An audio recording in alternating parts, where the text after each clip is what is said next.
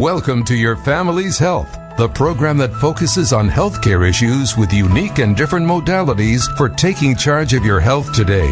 Experts talk weekly with our continuing roster of guests from around the country and right here in Nassau County to keep you up to date on the latest health issues and trends. Take care of your mind, body, and soul. Spend the next half hour with the voice of Nassau Community College, 90.3 WHPC, and get on the journey to better health. And we hope you're having a great day today. Hi, I'm Dr. Jeanine Cook-Garard from the nursing department here in Nassau Community College. And our guest today is Anne Goodwin. And before we go to talk to Anne, I just want to let you know that I'm here with nursing student Shannon O'Shea, who will be joining us in conversation with Anne Goodwin. Anne Goodwin is an author of Come to the Lake and Stay for Lunch. It's a story of faith and friendship, both of which won IPPY Independent Book Publisher Awards. She retired from a 30-year career as a marketing and branding consultant. So we just want to welcome Anne. Good afternoon, Anne. Good afternoon, Jeanine and Shannon. So reading your book, it's really relaxing. It's wonderful. And what made you write? What inspired you to write this book?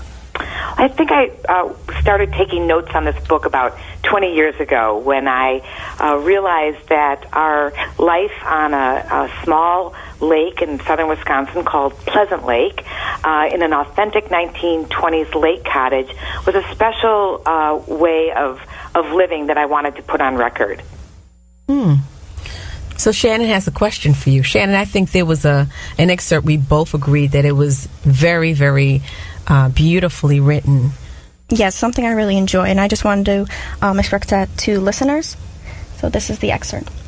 How long will it take me to wean myself from the phone? Already, I've made too many. Just checking in calls. It's time to check out, to check in with myself. I leave the bay and let the wind help carry my kayak across the lake. It feels like deep breathing, the awakened rhythm of my stroke gliding effortlessly through the rippled water. And with that being said, I think nowadays people are so consumed with their phones, the computers, technology, and really going to the lake and connecting with nature. What do you think? What did you learn from being without technology on the lake? Well, I think it's the choice of breaking the routine of our routines. We are, as you said, we're so caught up in technology today. Everywhere we look, people are just glued to these screens. And to make the choice to break the routine of being connected allows you, when you disconnect, to connect with yourself, your family, your friends, your environment in a whole different way. And I cherish that. And it doesn't have to be a lake. It can be, water anywhere is so transforming, even if it's a backyard element that you have. It's just making the choice to disconnect in order to connect. I'm glad you say that. This book is for lake people. It's not for lake people only. No, not at all. What is the universal appeal here? Yeah, so I have readers who write to me and say, I'm not a lake person, but when I need calming, I can just sit down and sit with your book. And it's about providing a pleasurable pause. It's about talking about the universal appeal of choosing to interact with all that surrounds us in the way that we used to. Because it's not that long ago that we didn't have all this technology. And it's just kind of hearkening back to a simpler way of life. So with the lake experience, and I'll call it the lake experience, you were able to gather your family and friends. How did that happen with this place that is at your lakeside? Well, it happened for me, fortunately. I met a man 36 years ago whose family had this little lake cottage, a 1920s cottage, and he ended up becoming my husband.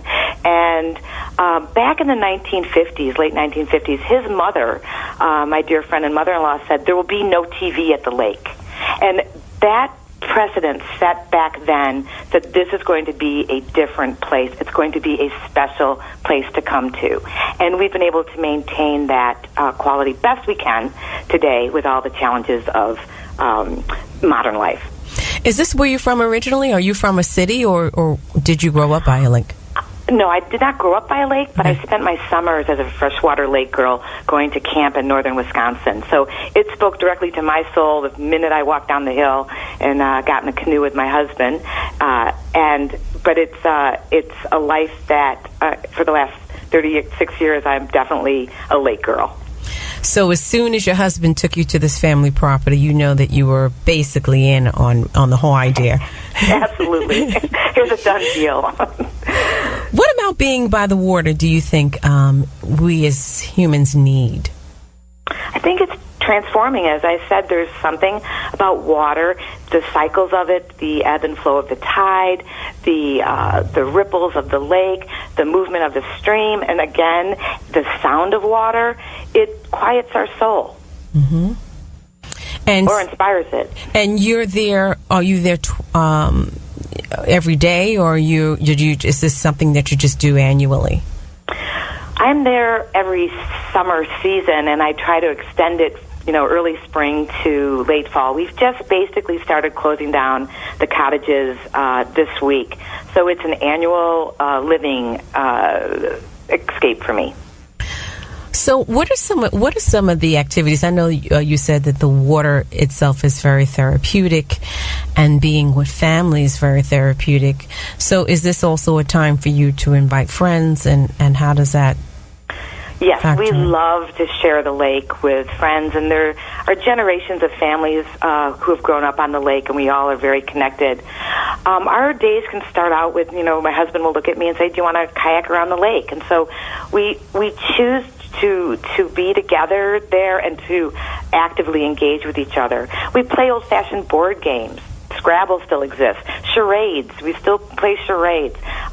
It's truly an opportunity because we're just breaking the routine of our regular life to find tradition and history and ways of interacting that are new. And one of the most important things, I love to feed people. So, yes, you can see there's a cookbook in the back of my book. I was noticing some of those recipes. Yeah. So we have a lot of communal meals. I love groups and gatherings and sitting around the table and the fireplace afterwards talking. Very good. You're listening to Your Family's Health on the Voice of NASA Community College, 90.3 WHPC. I'm Dr. Jeanine Cook-Garard, and I'm here with his nursing student, Shannon O'Shea, and today our guest is Anne Goodwin. So tell me, Anne, your children, how old were they when you started going to the lake? My children were young, and when school was out, we packed up the car and we went to the lake, and that's where we based from. But because we had two boys, I usually imported 4 more, so there were usually 6 boys with us, just because it was more fun for everybody. So they weren't in lake prison. And how open were they? Because I have children of my own. And Shannon, you don't have children, do you? Oh, no, not yet. But I know just getting together to have mealtime, the buy-in with children, shutting off the technology to be able to have a meal together or have a family conversation. How open were your children to the idea of turning off technology and really having a conversation and playing those board games that you mentioned in your book? Well, my children are now young adults, 27 and 24. Back when they were children, the only thing we had to worry about was the Game Boy being left up in the car. Yes. So it was different, but it all is related to choice and parenting. So, as a parent, and as Matthew's mother, as a parent, said this will not happen, I just set the guidelines. We set the guidelines that said this stays up in the car. Now it's harder because with our grandchildren, the addiction level of these games that they play is so strong that it's a battle that I'm intent on keeping going. But I see we have older sons as well, who I can see them everyone's kind of caving, because it's a lot easier to sit and look at your phone. And also the challenge is the phone's also the camera. So if I'm out in my kayak and I want to take a picture, I have to tell myself it's not a time to look at anything else. It's a camera. So it gets harder, but I will go back to it's a choice and it's a leadership issue. How we lead and and what we expect is what's enforced. So when you go there, do you find, or I know you invite friends, your book does talk to the friends that you've invited there. Do they come away saying that they, just being by the lake was very relaxing for them? Has this changed the way they live and choose to vacation because of the therapeutic nature of just watching the nature and being by the lake? Yes, people cherish our routines at the lake. And when they leave the lake, even if they're there for less than 24 hours, they feel like they have had a break from the regular life, which they carry away with them. And I try to keep a pleasant lake state of mind all year round, because I'm not at the lake all year. But I try to go back to those moments where I think, okay, what are you choosing to do now, Anne, and how are you choosing to do it? And can it just be connecting by disconnecting, which that's our biggest challenge, I think, today. So what do you do when you're not by the lake, and how would you suggest us to, I know everybody doesn't have the benefit of going by the lake and having this kind of experience, but outside of going to the lake, what are some other activities that you would suggest to engage in to bring yourself in to relax your mind and get away from the pace of everyday life? Right. How do we treat our mind, body, and soul when we're not by the lake? Well, nature is everywhere. I mean, the backdrop and the backstory of nature surrounds us.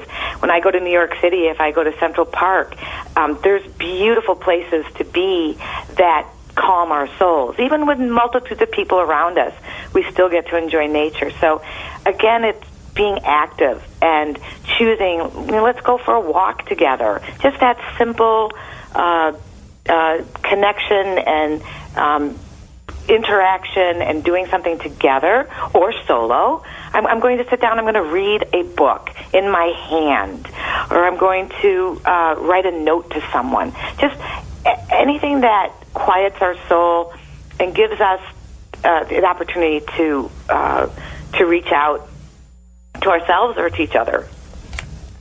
So, Anne, I was also looking at your book and referring to some of the journaling that you engaged in with this particular book, which was beautiful, and how you were able to show us some of the relics, some of the nature scenes, and the butterflies, and just the trees and various things that you were able to capture. So it's just not going by the lake; it's also the journaling that you were able to I guess is cathartic. Taking notes is cathartic. Yeah. Taking notes is cathartic because, first of all, you observe and absorb, and then being able to sit down and express what I have witnessed, or a story that's unfolded with two cranes, or watching a dragonfly land on the lake and notice that little dragonfly